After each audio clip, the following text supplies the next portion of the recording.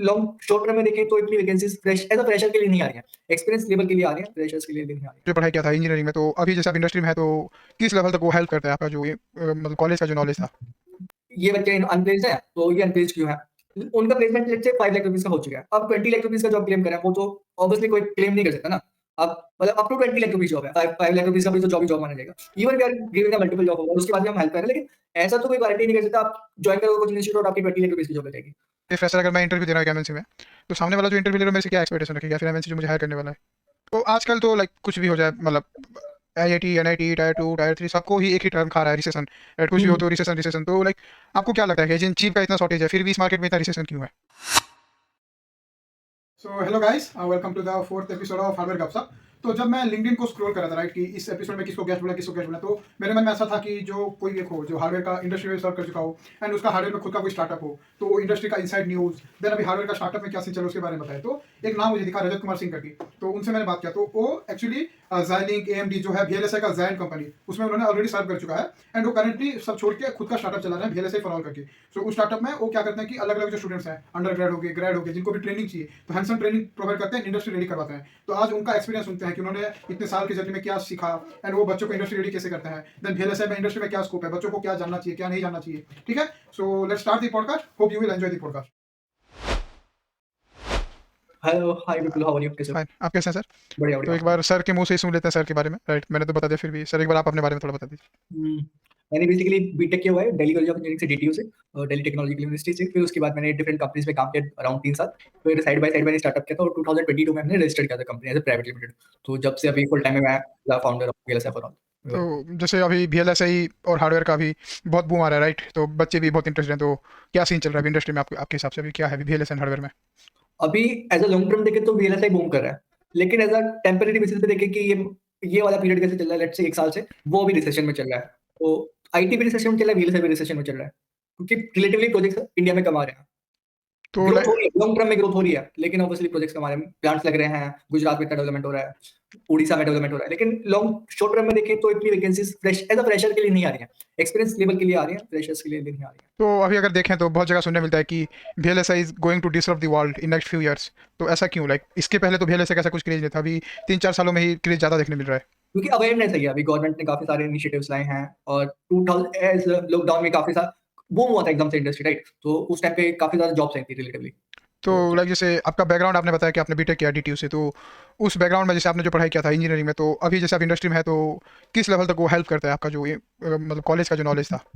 College की knowledge इतना है कि आप कैंपस में आपका बेसिक्स इलेक्ट्रॉनिक्स पता है, लेकिन जो कंपनीज में काम होता है रिलेटिवली ऑब्वियसली 100 टाइम्स डिफरेंट होता है ना? तो तो आपका कैंपस obviously, में भी हुआ था कहीं प्लेसमेंट? हाँ, कैंपस में मेरा नेक्स्ट सेमीकंडक्टर्स में हुआ था। तो मैंने अराउंड 3 महीने काम किया था नेक्स्ट में। फिर मेरा IES इंजीनियरिंग सर्विस में प्रीलिम्स निकला था 2018 में। तो मैंने मेंस देना था, उसका मेरा मेंस 18 में क्लियर नहीं हुआ था, 19 में मेरा क्लियर हुआ था। तो मैंने फिर जॉब छोड़ा था नेक्स्ट से। फिर मेरा इंटरव्यू नहीं हुआ पता 19 वाले में, तो फिर मैंने एज अ स्टार्टअप ज्वाइन किया लॉजिक टेक्नोलॉजीज। 1 साल मैंने काम किया और काफी अच्छा एक्सपीरियंस था।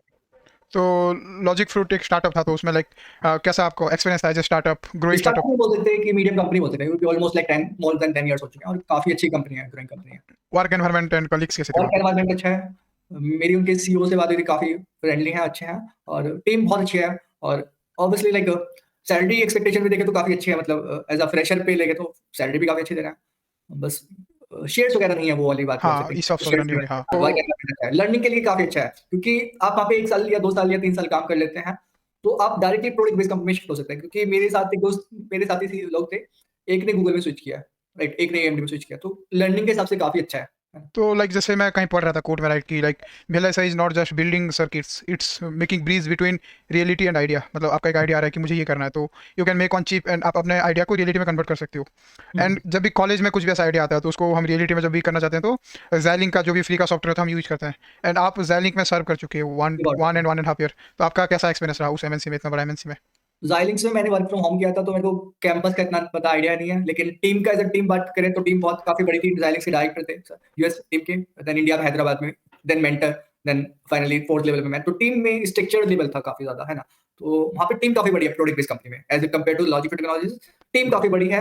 तो कितना पापड़ बेलना पड़ा, लाइक एज इन मेहनत कितना करना पड़ा आपको Xilinx से जाने के लिए, स्विच करने के लिए? Xilinx में जाने के लिए एक्चुअली उस सारे इंडस्ट्री बूम होना स्टार्ट किया था, जॉब ज्यादा थी, और दूसरी बात मेरा एक्सपीरियंस हो चुका था अच्छा खासा, है ना? मतलब 1 डेढ़ साल का भी एक्सपीरियंस इंडस्ट्री बूम करे तो अच्छा खासा माना जाता है ना, rather than as a fresher. तो ईजिली हो गया था ज्यादा, मतलब ऑब्वियसली मैंने स्टॉप्स में भी दिया था, क्वालकॉम में भी दिया था, वहाँ पे मेरा क्रैक नहीं हो पाया था, लेकिन Xilinx में हुआ था, है ना। तो आपने Xilinx को छोड़ के AMD ज्वाइन किया था, आपने AMD में भी सर्च किया है ना? नहीं नहीं, Xilinx एक्वायर हो चुका था उस टाइम पे AMD से, तो as a employee of both काम किया है मैंने, ओके। सेपरेटली इंटरव्यू नहीं किया। तो आपका जॉब रोल क्या था बेसिकली, जैसे वो स्टार्टअप में फिर इन दोनों कंपनीज में?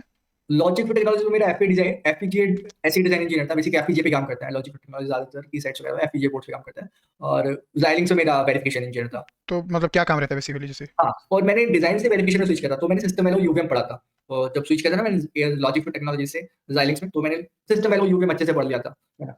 तो लाइक जैसे आपने इतना सारा नॉलेज गेन किया दो MNC से, फिर एक स्टार्टअप में भी आपने सर्व किया, राइट? तो क्या लर्निंग्स मिला, फिर आपने एक स्टार्टअप खुद का शुरू कर लिया VLSI फॉर ऑल?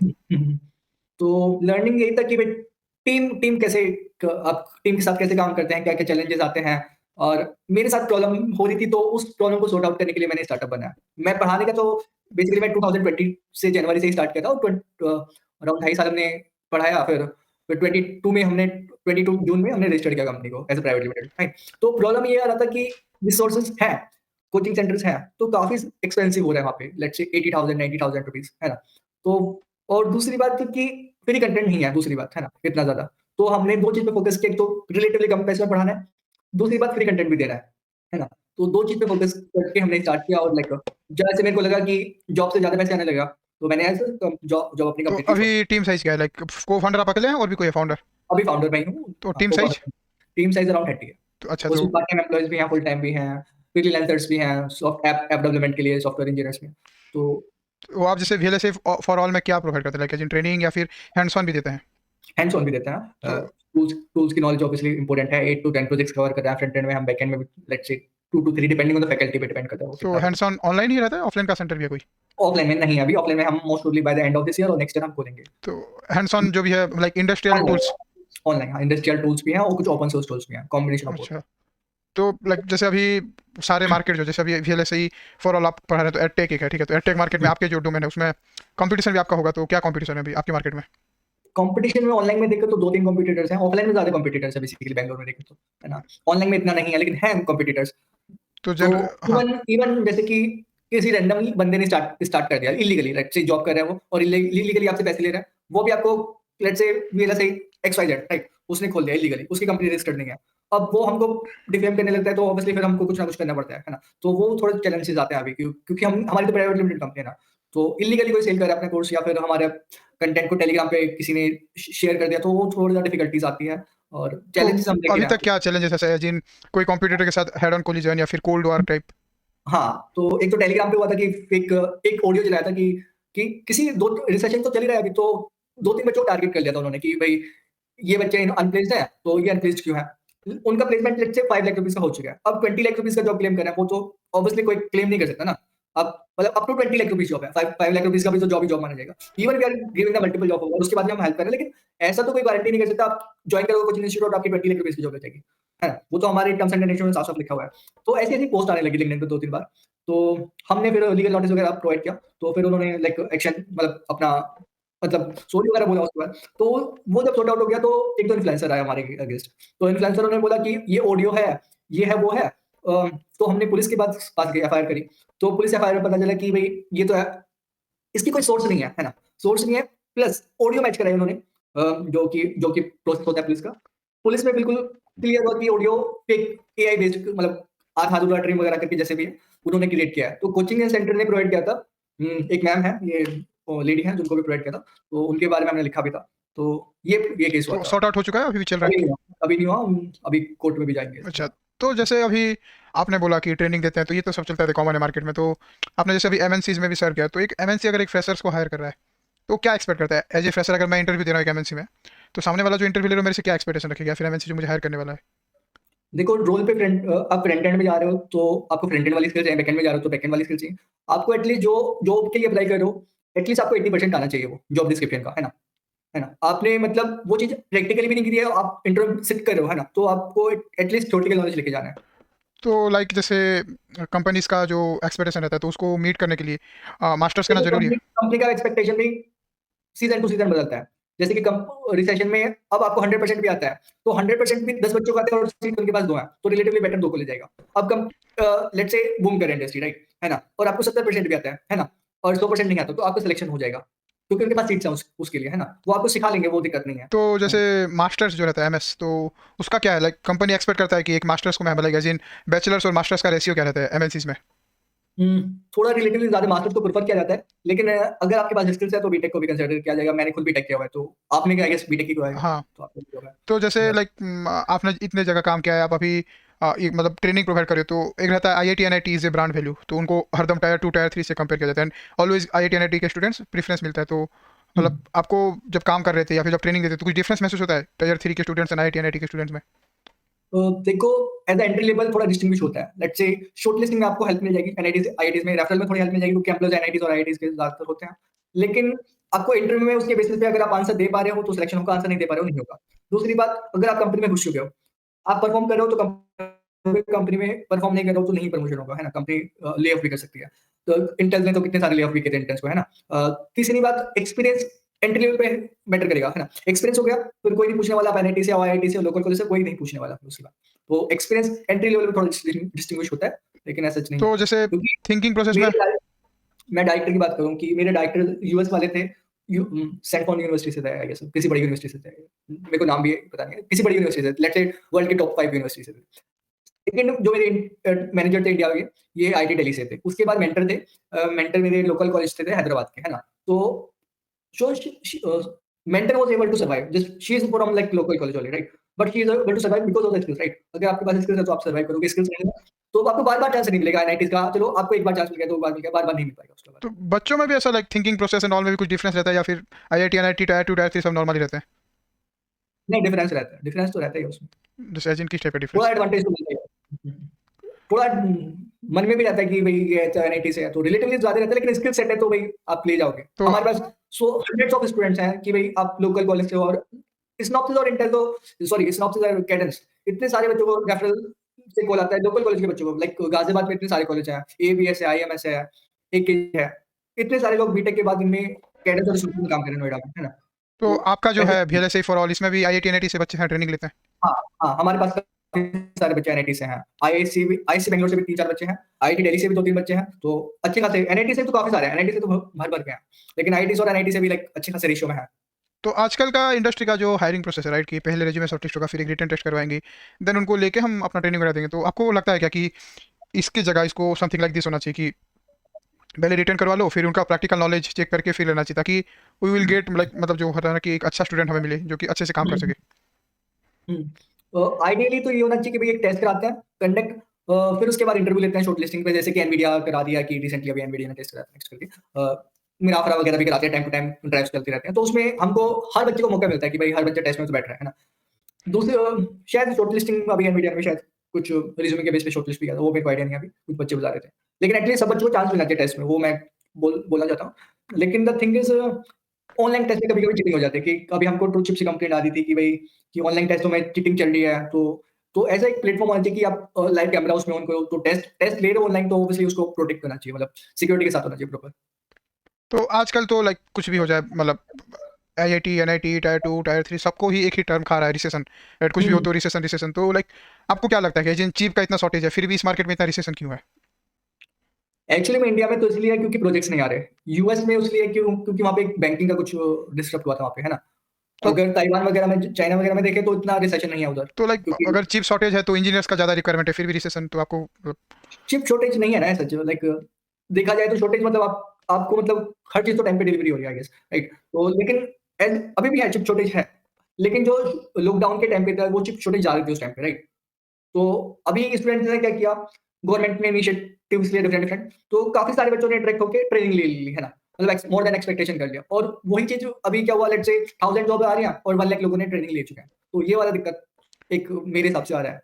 तो ये जो रिसेशन है, ये जैसे हम सुनते हैं, तो जापान ताइवान जो कि किंग है इस फील्ड में, उनको तो ऐसा कभी सुना नहीं कि वहाँ रिसेशन चल रहा है, हुँ, बस इंडिया यूएस यहाँ पे। हुँ। तो आपको क्या लगता है कि लाइक वहाँ जापान पे नहीं, वहाँ पे डिफरेंट सिस्टम है, क्योंकि अभी टीएसएमसी आईटी दिल्ली में आई थी और हमारे टच में दो स्टूडेंट थे फ्री फ्री कोर्सेज़ के, है ना? एनरोल नहीं थे, मतलब फ्री कोर्सेज़ में एनरोल थे। तो टीएसएमसी से 2 स्टूडेंट गए थे। तो टीएसएमसी ने तो अच्छा खासा रिक्रूटमेंट किया आईआईटीज़ वगैरह में। आईआईटी खड़गपुर से भी एक बच्चा लेके गया था शायद। तो अच्छा खासा रिक्रूटमेंट हुआ है TSMC तो में इस बार। इंडिया का अभी क्या मार्केट चल रहा है सेमीकंडक्टर में? अगर सेमीकंडक्टर का कोई स्टार्टअप है, कोई स्टार्टअप पीसीबी बना रहा है, हार्डवेयर में जो भी स्टार्टअप्स अभी खुल रहे हैं इतने सारे, तो क्या मार्केट है अभी? स्कोप क्या है इंडिया में? Ecosystem scope? स्कोप तो बहुत अच्छा है।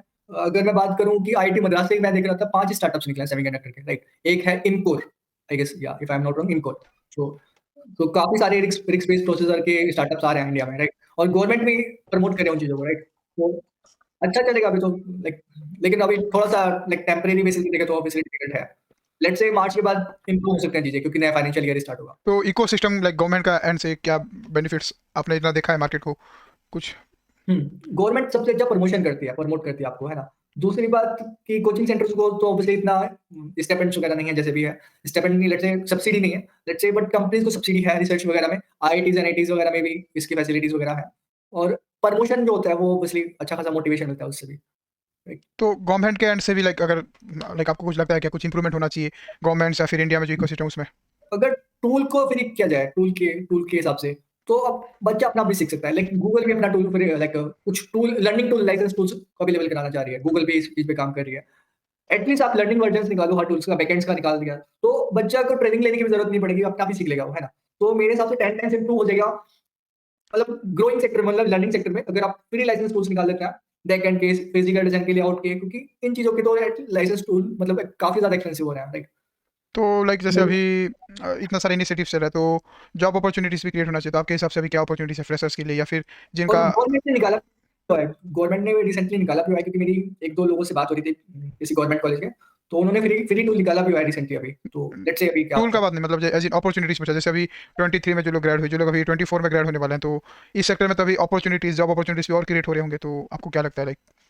देखो, जो अभी 22 में काम हुआ है, उसका रिजल्ट एकदम से नहीं दिखने वाला, क्योंकि अभी प्लांट लगेगा, जॉब्स अहमदाबाद में कुछ निकली हैं, है ना? उसके बाद उसका 2-3 साल में इफेक्ट, लेट्स से कुछ बिल्डिंग आपने बिल्ड किया, तो ऑब्वियसली 2-3 साल उसका इफेक्ट अच्छा खासा 2-3 साल बाद दिखता है ना? तो ये वाली बात है। तो तो कोई अगर एक इंडस्ट्रियल फ्रेशर है या फिर कॉलेज का फ्रेशर है, तो उसको अगर इस लाइन में ही जाना है आगे, तो उसको क्या करना चाहिए? एज इन एमएस का प्लान करना चाहिए या फिर नॉर्मल कुछ? सबसे पहले उसको थोड़ा बहुत एक्सपीरियंस गेन करना चाहिए, क्योंकि विदाउट एक्सपीरियंस आप मास्टर्स करने जा रहे हो, विदाउट एक्सप्लोरिंग, तो काफ़ी डिफिकल्ट हो सकता है। क्योंकि हमारे पास बच्चे आते हैं कि हमने एमटेक कर लिया, कोर्स कर लिया, जॉब भी चल रही है, लेकिन मज़ा नहीं आ रहा काम करने में, है ना? तो उस केस में आपकी ग्रोथ नहीं हो पाती, है ना? तो आप एटलीस्ट फ्री कोर्सेज़ देखो, एनपीटीईएल से देखो, हमारे फ्री कोर्सेज़ देखो। आप थोड़ा पैसा इन्वेस्ट कर सकते हो, 6 मंथ ट्रेनिंग लो, किसी स्टार्टअप में थोड़ा बहुत काम करो, थोड़े बहुत इंटरव्यूज़ दो स्टार्टअप्स के, लेट्स से किसी भी छोटी-मोटी कंपनी में 1-2 साल काम करो। आपको लग रहा है कि मेरे कंपैटिबल है ये काम, क्योंकि कोडिंग है, वीएलएसआई है, आपको पढ़ना तो है इस फील्ड में, क्योंकि ऐसा बिना पढ़े तो काम नहीं होगा, है ना? अभी किसी बच्चे को इंग्लिश नहीं आती, राइट? और क्लाइंट हमारा यूएसए का, है ना? चाइना का, तो ऑब्वियसली हिंदी में कम्युनिकेट नहीं कर पाएँगे। तो लेट्स से किसी किसी लेट्स से वेस्टर्न यूपी से या बिहार से किसी बच्चे ने कोर्स लिया, है ना? उसको इंग्लिश नहीं आती, उसकी जॉब लग भी गई, और वो इंग्लिश की वजह से नहीं टिक पा रहा कंपनी में, और उसने मास्टर्स कर लिया, तो उसने पैसा और टाइम इन्वेस्ट कर दिया है ना ऑलरेडी, राइट? उसको लेकिन काम करने में मजा नहीं आ रहा। तो मैं तो ये सजेस्ट करूँगा कि आप बीटेक के बाद थोड़ा एक्सपीरियंस लो, 1 साल का या 6 मंथ का, फिर आप मास्टर्स करने जाओ। अगर आप यूएसए जा रहे हो, तो आपको कंपल्सरी कि आपको 1 साल का एक्सपीरियंस लेना चाहिए मेरे हिसाब से फील्ड में, ताकि वहाँ पे इंटर्नशिप भी आराम से लग जाए, क्योंकि वहाँ पे भी थोड़ा डिस्टिंग्विश होता है, रजिस्ट्रेशन यूएसए में भी काफ़ी ज़्यादा है इस टाइम पे। तो मैं ये सजेस्ट करूँगा कि आप 1 साल का एक्सपीरियंस लो, जब जाओ आप मास्टर्स के तो लिए। जैसे अभी आपका VLSI 4L है, तो इसका क्या है अभी आपका? आपने क्या क्या कर चुका, कौन कौन से टारगेट अचीव कर चुके हैं अभी, क्या फ्यूचर प्लान है आपके? हाँ, मैं एक बार स्लाइड्स दिखाता हूँ आपको। हाँ। बात करें फर्स्ट की कि भाई सबसे बड़ा प्लेटफ़ॉर्म है अभी ऑनलाइन में देखा जाए तो यूट्यूब है ऐसा, क्योंकि यूट्यूब पे काफ़ी तेज़ी से ग्रो किया है, राइट? 1.5 साल में ऑलमोस्ट लाइक 1.5 लाख सब्सक्राइबर्स हमारे, राइट? तो सेकंड बात करें कि हाँ, तो अचीवमेंट में सबसे बड़ा तो कि फ्री कोर्सेज़ हमने लॉन्च किए हैं काफ़ी सारे। तो फर्स्ट अचीवमेंट करते हैं कि ऑलमोस्ट लाइक 2 करोड़ व्यूअरशिप्स है हमारी। सेकंड बात करें कि हमने फ्री कम्युनिटी ऐप लॉन्च किया है, that is free of the cost, right? Which is available on iOS, Windows and different platforms, right? We have given to mentorship to the 75,000 plus students, free mentorship, counseling and the free master classes. Fourth point is mm, around 6.5k 5k enrolled students in different courses, right? And we have given to the scholarship also 200 students, right? तो उसके बाद बात करते हैं multiple offers we are aligned. तो हाँ, different talks and all, these are the points. हाँ, अगर हम बात करें फ्यूचर प्लान्स की, फ्यूचर राइट? प्लान, हाँ। हाँ, फ्यूचर क्लास की बात करते हैं। फ्यूचर क्लास में हमने काफ़ी सारे face to face podcast discuss किए हैं कि भई डिफरेंट वेबिनार्स कंडक्ट करवा रहे हैं। ऑलरेडी हमने 30 कॉलेजेस में वेबिनार हम कंडक्ट करा चुके हैं। उसके बाद हमने फिर टेस्टिंग कोर्सेज़ लॉन्च किया। उसके बाद उसके बाद बात करें कि हमने मर्चेंडाइज़ अपना लॉन्च किया था रिसेंटली। अभी let's say you can see the t-shirt, right? तो हमने अपना खुद का टी-शर्ट निकाला था। उसके बाद बात करें कि हमको टारगेट है कि भई इस साल का 2024 का हमको 5 लाख फॉलोवर्स लाने हैं यूट्यूब पे अपने। तो तो आपका मतलब मार्केट किस पे डिपेंड कर रहा है, आपका जो अर्निंग है यूट्यूब पे ही या फिर एज इन उस पे भी डिपेंड कर रहा है आपका ऐप पे? या सो यूट्यूब से हमको काफी रिलेटिवली कम पैसा आता है ना। लेट्स से 1 आवर का 1.5 रुपीज आता है ना, तो इतना पैसा नहीं बचता। आई गेस 50,000 के आसपास पर मंथ आता है, ज्यादा नहीं आता। कोर्सेज हमारे पास मेन रेवेन्यू कोर्सेज ही है, मेन रेवेन्यू कोर्स है। लेकिन यूट्यूब से प्रमोशन हो जाता है और फ्री कोर्सेज जो मिलते हैं ऑब्वियसली, क्योंकि वहां से एक हमको ग्रोथ मिल रही है ना यूट्यूब से, तो इसलिए हम डिफरेंट कोर्सेज लॉन्च करने वाले हैं, लाइक तेलुगु में, राइट। कंटेंट को पूरा तेलुगु में लॉन्च करने वाले हैं बाय द जून, राइट। तो एक वो प्लान है हमारा। एक प्लान है कि हम जर्मन लैंग्वेज में या फिर चाइनीज लैंग्वेज में कोर्स लॉन्च करें आगे चल के, क्योंकि लास्ट ईयर क्या हुआ था कि हमने 2 बच्चों को चाइनीज, रशिया या चाइना के 2 बच्चे थे, उनको लैंग्वेज का बैरियर आ रहा था कि भाई उनको इंग्लिश समझ में नहीं आ रही थी। तो हमने सोचा कि भाई आगे हमने रिफंड कर दिया था उनका फीस, ये भी याद है मेरे को। तो हमने ये चैलेंज देखा कि भाई हमको ग्लोबली जाना है, तो ऑब्वियसली डिफरेंट डिफरेंट लैंग्वेजेस में हमको लॉन्च करना पड़ेगा। साउथ इंडिया में जाना तो ऑब्वियसली तेलुगु में एक मस्ट है कि भाई लेना या ना लेना स्टूडेंट्स का वो है, राइट, डिसीजन। हमको लॉन्च तो अपने साइड से करना पड़ेगा, राइट। सो अभी तक कंटेंट इन तेलुगु। तो बहुत ये हो गया, मतलब लाइक ज्ञान का बात बहुत हो गया, ठीक है। तो अभी थोड़ा कुछ फन का क्वेश्चन पूछना है, राइट, रिलेटेड टू अपना मतलब कैजुअल क्वेश्चन, ठीक है। तो आपने लाइक स्टैंड अप कॉमेडी का भी एक पार्ट रहता है, गेस कानवास का, तो क्या था वो? तो वहाँ पे मैंने एज अ कंटेंट राइटर काम किया था, कंटेंट। अच्छा, तो अभी भी टच में है उनके साथ? हाँ, टच में है काफी सारे। तो काफी अच्छा, सारे स्टैंड अप कॉमेडियन फ्रेंड्स हैं अभी पे। तो जैसे अभी इन जनरली टाइम पास के लिए आप क्या करते हैं? बिजी लाइफ है तो टाइम पास जैसे टाइम पास के लिए बाहर घूम लेते हैं थोड़ा बहुत, यही है। फ्रस्ट्रेट लगता है तो क्या करते हैं? फ्रस्ट्रेशन? रजिस्ट्रेशन लग जाता है, सो जाते हैं और बाहर घूम लेते हैं और सॉन्ग सुन लेते हैं। शादी हो चुका आपका या अभी? शादी अच्छा, नहीं तो आप आपको? जैसे वर्क लाइफ बैलेंस कैसे करते हैं, फैमिली वगैरह? एक्चुअली में हाँ, तो एक तो स्टूडियो वाला घर है, एक पुराना वाला घर है। तो जब मेरे को वीडियोस वगैरह बनानी होती हैं या फिर कोई टीचर्स वगैरह आता है, तो जैसे मेरे को 3 या 4 दिन यहाँ पे रहना पड़ता है और 3-4 दिन अपने ओल्ड वाले घर में रहता हूँ। अच्छा, तो हो जाता है, लाइक ड्राइव कार है, सब है, तो मैनेज करना पड़ता है। लेकिन ऑफिस लाइफ से ज़्यादा काम करना पड़ता है, लेकिन अपने हिसाब से काम करना पड़ता है यहाँ तो पे। पहले बड़े आप दिल्ली में ही है? नहीं, मैं गाज़ियाबाद में पढ़ा हूँ, तो गाज़ियाबाद। क्या अच्छा लगता है, यूपी का क्या सबसे खास आपको लगता है, best thing? Best thing best thing ये है कि भाई सस्ता है और हेल्पफुल पीपल है यहाँ पे। बड़ी-बड़ी सिटीज़ में जाते हो आप, दिल्ली में जाओगे, बैंगलोर में जाओगे, कोई पूछता भी नहीं है भाई। मुंबई में जाओगे कि भाई हेल्पिंग नेचर नहीं है वहाँ पे, है ना? खाना पीना? यहाँ पे क्या है, खाना-पीना फेवरेट फूड क्या है? फेवरेट फूड में जो अच्छा लग जाए। आप वेज हो नॉन वेज? वेज है, वेज। अच्छा, नहीं जैसे रहता है ना कि एक रेडी टू गो मिल की कभी भी मुझे कहीं भी मिल जाए, आई कैन एडजस्ट, ऐसा टाइप कुछ है क्या आपका? नहीं, नहीं ऐसा कुछ नहीं। और जैसे आप एमएनसीज में भी काम करती हो तो वहाँ पे क्या होता है, जन फन एक्टिविटीज टाइम पास के लिए, जैसे कभी कुछ उनका कुछ रहता है ना कि टीम एक्टिविटीज? हाँ, वहाँ पे क्या होता है कि भाई आपके पास टीम है ना? कोई भी आपके पास टेक्निकल प्रॉब्लम आ रही है, तो ऑब्वियसली आप शेयर कर सकते हो मेंटर के साथ, डायरेक्टर के साथ, है ना? लेकिन स्टार्टअप में क्या होता है, आपके पास प्रॉब्लम आ रही है, तो ऑब्वियसली आपको एक्सपर्ट के पास कॉल करना पड़ेगा, रैंडमली आपको इंटरनेट से सर्च करना पड़ेगा, इसका क्या सॉल्यूशन है, क्या कर सकते हैं। तो वो वाला चैलेंज है। और कंपनीज में काम किया हुआ है, तो वहाँ पे काफ़ी लाइक डिस्ट्रीब्यूटिव काम होता है, राइट? फन एक्टिविटीज़ पे काफ़ी ध्यान दिया जाता है कंपनीज, स्पेशली एमएनसीज़ में तो, है ना? तो वहाँ पे चिल सीन होता है थोड़ा, लेकिन काफ़ी होता है। हॉबी क्या है आपका? हॉबी हॉबी अजिन कुछ है? हॉबी अभी तो कुछ नहीं है, अभी तो कुछ तो वहाँ पे ट्रैवलिंग होता फ्रेंड सर्किल होंगे दिल्ली में, तो चिलिंग है। वगैरह, चिलिंग के लिए क्या करते हैं ऐसे अभी? जिम के लिए क्लब जाता हूँ। तो वीकेंड वगैरह में जाते होंगे ना? हाँ, सैटरडे को। हाँ, तो जब भी टाइम मिलता है, ऐसा नहीं कि जाना ही जाना है, जब भी टाइम मिल गया। सो आई गेस यहीं पे हम खत्म कर सकते हैं, ठीक है। तो आपको कैसा लगा एज ए गेस्ट बन के? ये इनिशिएटिव आपने देखा होगा हार्डवेयर भैया का, तो कैसा लगा आपको? नहीं, काफ़ी अच्छा है, मैंने आपके 2-3 सेशन देखे थे प्रोफेसर्स के साथ, काफ़ी सही था। और जैसे एज इन अभी जैसे इंडस्ट्री एक्सपर्ट से बुला के पॉडकास्ट करें, तो आपको आज का कैसा लगा पॉडकास्ट? जिन आप क्वेश्चंस एंड ऑल सब सही थे? अच्छा, अभी दोबारा भी कर सकते हैं फ्यूचर में कभी। हाँ, लेट्स से जब रिसेशन खत्म हो जाएगी, जब करते हैं। हाँ। So thank you guys for watching the podcast. So हम यहाँ कंक्लूड कर रहे हैं। तो सर का जो भी कॉन्टैक्ट डिटेल्स हो गया, जिन प्रोफेशनल कॉन्टैक्ट, ईमेल आईडी हो गया या फिर लिंक्डइन हो गया, मैं आपको डिस्क्रिप्शन में प्रोवाइड कर दूंगा, तो आप वहाँ से चेकआउट कर सकते हो। एंड सर को आप डाउट्स पूछ सकते हो, भेले से फॉर ऑल का भी मैं आपको डाल दूंगा लिंक। एंड प्लस आप कमेंट बॉक्स में भी कमेंट करके बताइए अगर आपका कुछ डाउट है, तो सर से मैं एक्सेप्ट। एड्रेस करवा दूंगा, ठीक है। और मैं एक बात तो बोलना चाहूँगा कि आपको कोर्स भी नहीं खरीदना, आप एटलीस्ट आप ऐप डाउनलोड करिए, उसमें फ्री टेस्ट सीरीज है।